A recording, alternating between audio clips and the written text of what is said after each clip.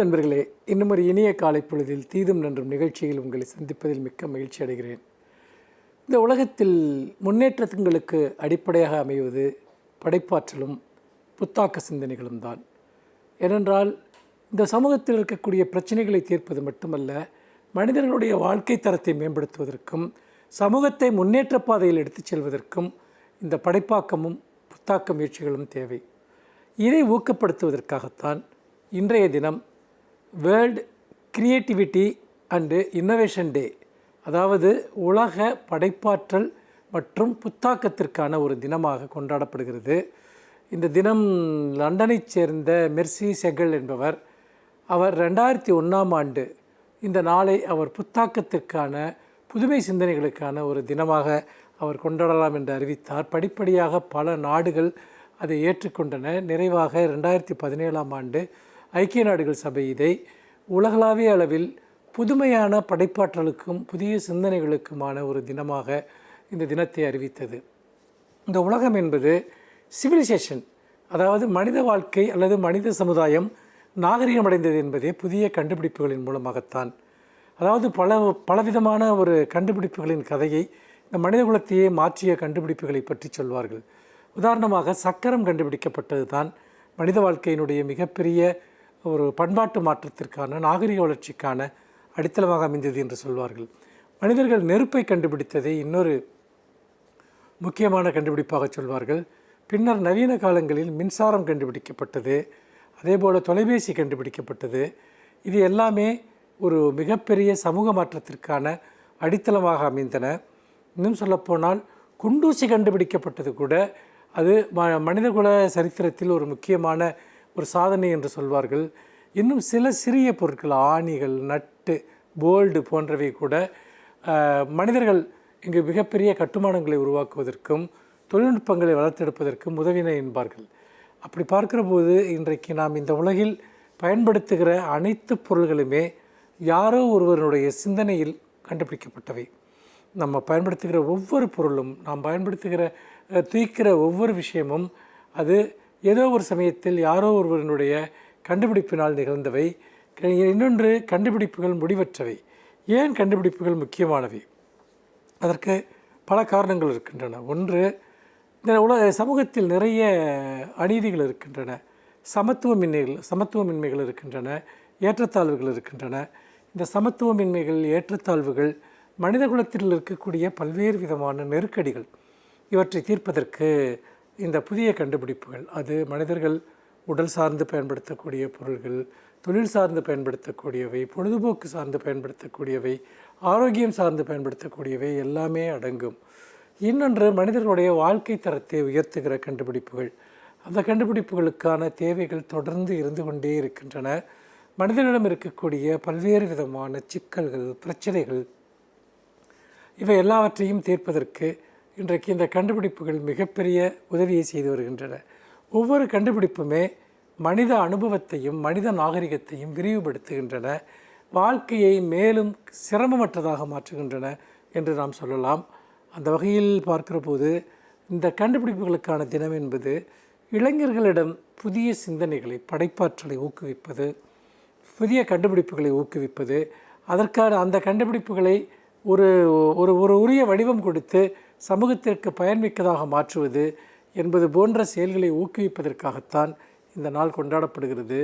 மனிதகுலம் புதிய கண்டுபிடிப்புகள் நிகழும் வரைக்கும் அதனுடைய வெற்றிகள் எல்லையற்றதாக இருக்கும், அதனுடைய கனவுகளும் எல்லையற்றதாக இருக்கும். இந்த புதிய கண்டுபிடிப்புகளின் பக்கம் நாம் எப்போதும் நிற்போம். மீண்டும் இன்னும் ஒரு புதிய சிந்தனையோடு உங்களை சந்திக்கிறேன். நன்றி, வணக்கம்.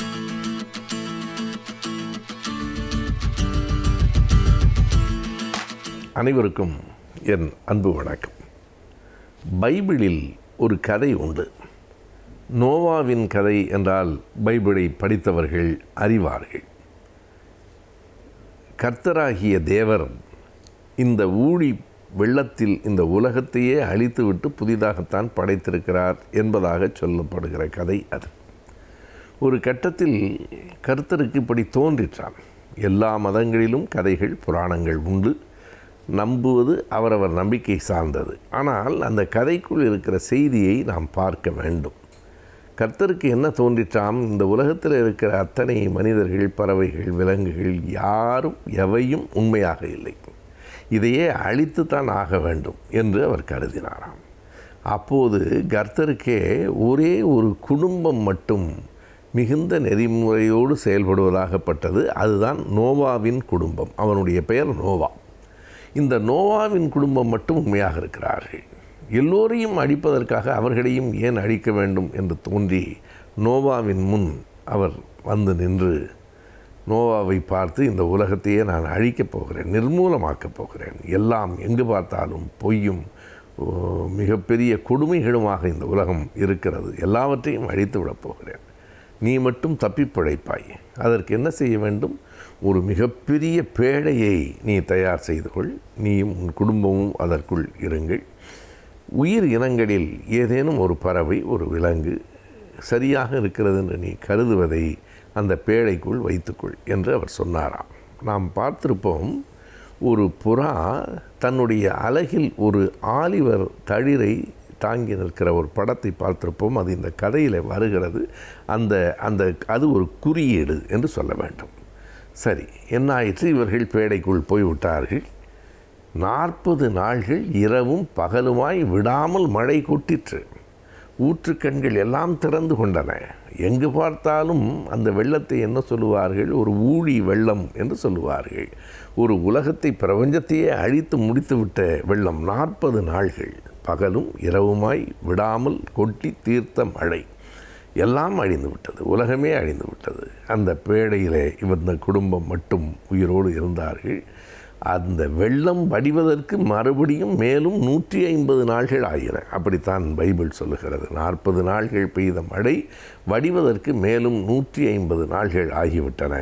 வெள்ளமெல்லாம் வடிந்து விட்டது என்று கருதி உள்ளே இருந்த ஒரு புறாவை மட்டும் அவன் வெளியிலே நோவா பறக்க விட்டான். அந்த புறா வெளியில் போய்விட்டு அலகில் ஒரு தளிரை கொத்தி கொண்டு வருகிற போதுதான் மறுபடியும் துளிர்கள் வரத் தொடங்கிவிட்டன என்கிற நம்பிக்கை, இந்த உலகம் மறுபடியும் உயிர்க்கும் என்கிற எண்ணம் வந்தது என்று அந்த கதை சொல்லும்.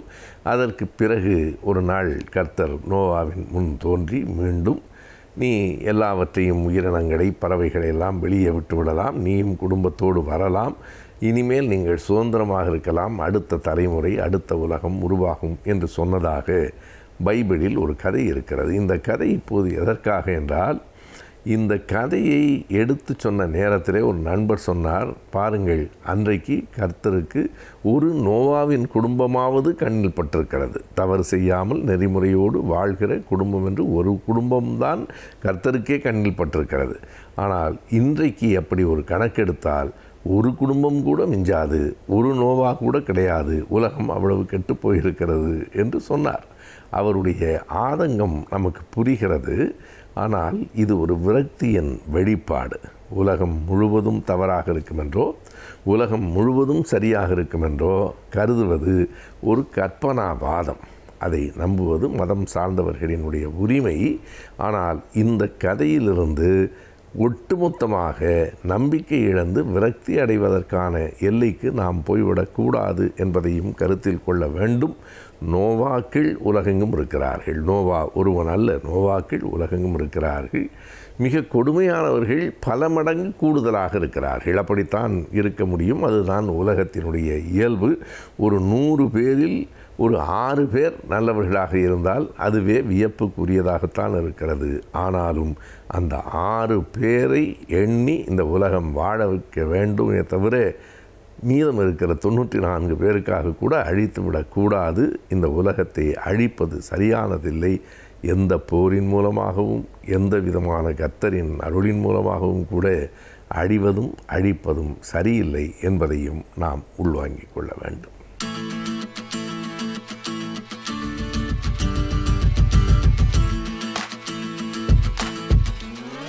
வணக்கம்.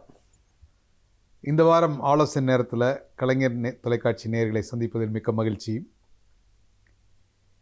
கல்வி மற்றும் வேலைவாய்ப்பு சம்பந்தமான ஆலோசனைகள் உங்களுக்கு பயன் தரும் விதத்தில் கலைஞர் டிவி மூலம் வழங்கிக் கொண்டிருக்கிறோம். அந்த வகையிலே இந்த வாரத்தில் இந்த ஆங்கிலம், அதாவது மொழித்திறன் ஒரு லாங்குவேஜ் ஸ்கில் எவ்வாறு தொழில் செய்பவர்களுக்கும், ஒரு வேலைக்கு போகிறவங்களாக இருந்தாலும் சரி, தொழில் செய்பவர்களாக இருந்தாலும் சரி, மொழியில் இருக்க திறன், மொழியை கையாளும் திறன் எவ்வாறு மிகவும் அவசியமாகிறது அப்படிங்கிறத பார்க்கலாம். அதாவது மொழி ஒரு இன்றியமையாத ஒரு பக்கமாக மாறிக்கொண்டிருக்கிறது. கம்யூனிகேஷன் ஸ்கில்ஸ் அப்படின்னு சொல்லுவாங்க. அந்த கம்யூனிகேஷன் ஸ்கில்ஸ் அப்படிங்கிறது மொழியையும் உள்ளடக்கியது.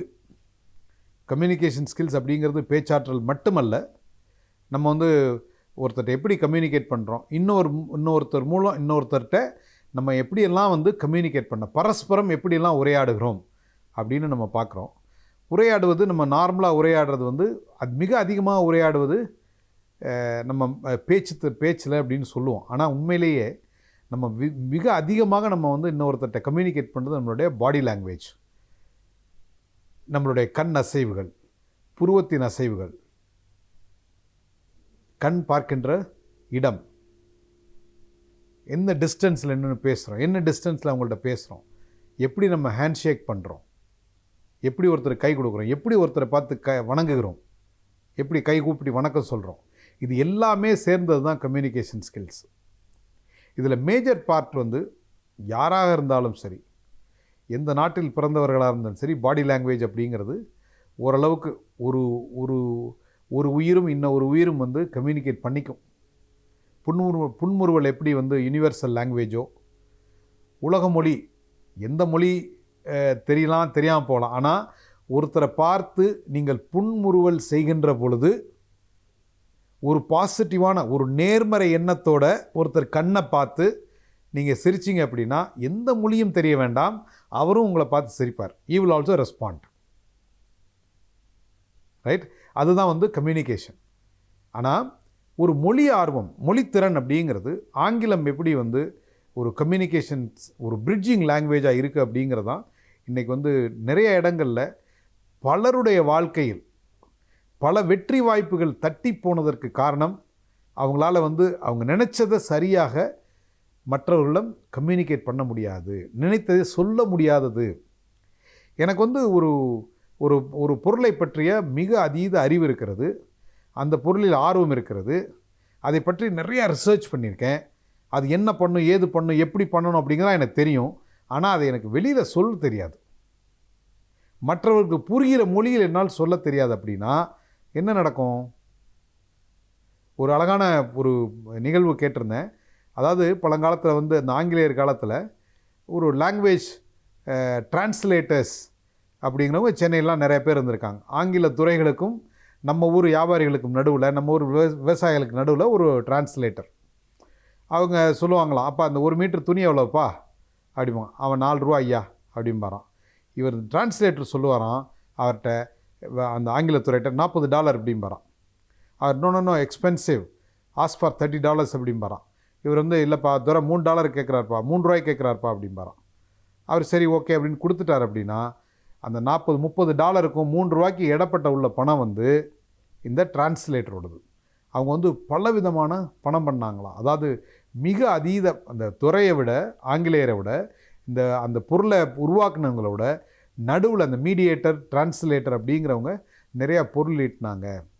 அவங்களுக்கும் இவங்களுக்கு தெரியாது இன்னும் லாங்குவேஜ் ஸ்கில்ஸ், அவங்களுக்கு தமிழ் தெரியாது, இவங்களுக்கு இங்கிலீஷ் தெரியாது. இடையில ஒருத்தர் வந்து அந்த மொழித்திறனை மட்டும் வைத்துக்கொண்டு நிறையா பொருள் ஈட்ட முடிந்தது அப்படின்னு சொல்லுவாங்க. ஸோ இந்த கதையை எதுக்கு நான் சொல்கிறேன் அப்படின்னா, நீங்கள் வந்து என்ன துறையில் படித்தாலும் சரி, நம்ம வந்து இன்றைக்கி ஒரு multi cultural society, multi linguistic society அப்படின்னு சொல்கிறது இருக்கும். ஒரு மீட்டிங் ரூமுக்குள்ளே நம்ம போனோம் அப்படின்னா, இப்போ சென்னையில் சாதாரண ஒரு மீட்டிங் ரூம் இல்லை ஒரு வாக்கிங்கில் 10 பேர் நடக்கிறோம். அந்த 10 பேர் நடக்கிறவங்கள்ட்ட பேசுனீங்க அப்படின்னா அதில் 3 பேர் மலையாளம், ஒரு 4 பேர் சென்னை எடுத்துகிட்டா ஒரு 5 பேர் தெலுங்கு, மீது 2 பேர் தமிழ் பேசுகிறவங்க, இல்லை 3 வேறு லாங்குவேஜ் பேசுகிறவங்க, ஹிந்தி பேசுகிறவங்க இருக்காங்க. இப்போ எல்லாருக்கும் ஒரே ஒரு லாங்குவேஜ், கனெக்டிங் லாங்குவேஜ் வந்து ஆங்கிலமாக இருக்கிறது. ஸோ அப்படி இருக்கப்போ ஒரு நிறுவனத்துக்கு போனோம் அப்படின்னா வெளிநாடுகளிலிருந்து வேலை செய்வங்க கூட அங்கே இருக்காங்க, எல்லாரும் இருக்காங்க. அப்போது இந்த மொழியை கையாளும் திறனை நம்ம வந்து சின்ன வயசில் இந்த கிண்டல் பண்ணாமல், நீங்கள் பெரிய பீட்டர் அப்படின்னு சொல்லாமல், ஆரம்பத்திலிருந்து அந்த மொழியை கையாளும் திறனை நாம் கற்றுக்கொள்ள வேண்டும். இன்றைக்கி நமக்கு பிடிக்குதோ பிடிக்கலையோ, ஆங்கிலம் வந்து உலக மொழியாகி இருக்கிறது. நீங்கள் எந்த வேலைக்கு, எந்த நாட்டுக்கு என்ன வேலைக்கு போனாலும் சரி, வெளிநாடுகளாக இருந்தாலும் சரி, உள்நாடுகளாக இருந்தாலும் சரி, ஆங்கில மொழியோட அறிவு மிக மிக அதிகம், அதாவது தேவை அதிகம். ஸோ அதனால் வந்து நீங்கள் டிகிரி படிக்கிறப்போ, கல்லூரியில் பாடம் படிக்கிறீங்க, பாடம் வந்து ஆங்கிலத்தை தான் படிக்கிறீங்க.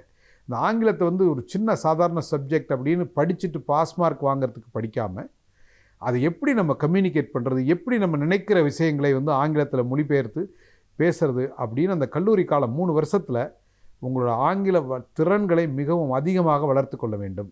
அதுக்கு வந்து நிறையா ப்ரெசன்டேஷன் கொடுக்கணும். பப்ளிக் ஸ்பீக்கிங், வெளியில் மேடையில் 10 பேருக்கு முன்னாடி உங்களால் தைரியமாக பேச முடியணும். எந்த விதமான கூச்சமுமின்றி 10 பேரோ 100 பேரோ 1000 பேர் முன்னாடி நின்று உங்களால் தெளிவாக நீங்கள் நினைத்த விஷயத்தை அவர்களுக்கு புரிகிறபடி சொல்ல முடியும் என்றால் நீங்கள் ஒரு சிறந்த பேச்சாளர். அதாவது கேட்குறவங்களுக்கு புரியணும். நிறைய பேர் வந்து பேசுவாங்க, கேட்குறவங்களுக்கு எதுவுமே புரியாது.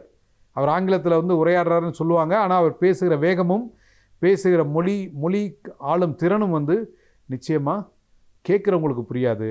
என்றைக்கு நீங்கள் பேசுகிறது மற்றவர்களுக்கு புரியவில்லையோ நீங்கள் ஒரு புவர் கம்யூனிகேட்டர் ஆகிவிடுகிறீர்கள். நீங்கள் பேசுகிற மொழி என்னவாக இருந்தாலும் எதிர்த்த மாதிரி இருக்கவங்களுக்கு, உங்கள்கிட்ட கேட்குறவங்களுக்கு அவங்களுக்கு புரிஞ்சால் நிச்சயமாக இங்கே திறனான மொழி கையாளுகிறவர். ஸோ இங்கே இருக்கிறவங்க 10 பேர் இருக்காங்க, 10 பேருக்கு தமிழை தவிர வேறு எதுவுமே தெரியாதுன்னா அவங்கள்ட்ட போய் ஆங்கிலத்தில் பேசுகிறது சரியா அப்படின்னு கேட்டால் தவறு அப்படிங்கிறது உங்களுக்கே தெரியும். ஸோ அந்த வகையில் நீ யாராக இருந்தாலும் சரி, நீங்கள் உங்களோட கம்யூனிகேஷன் திறன் எப்படி இருக்குன்னா, நீங்கள் பேசுகிறதை கேட்பவர்களுக்கு நீங்கள் சொல்ல வந்த விஷயம் முழுவதுமாக போய் சேரணும். அந்த விதத்தில் உங்களுடைய கம்யூனிகேஷன் ஸ்கில்ஸை, லாங்குவேஜ் ஸ்கில்ஸை நீங்கள் வளர்த்துக்கணும். நீங்கள் படிக்கின்ற காலத்தில், கல்லூரியில் பள்ளியில் படிக்கிற காலத்தில் இந்த லாங்குவேஜை கற்றுக்கொள்வது மிக எளிது. ஒரு மல்டி லிங்குவிஸ்டிக் பர்சனாக, பல மொழிகளை கற்று தேர்ந்த ஒருவராக நீங்கள் வர வேண்டும். வாழ்த்துக்கள். வணக்கம்.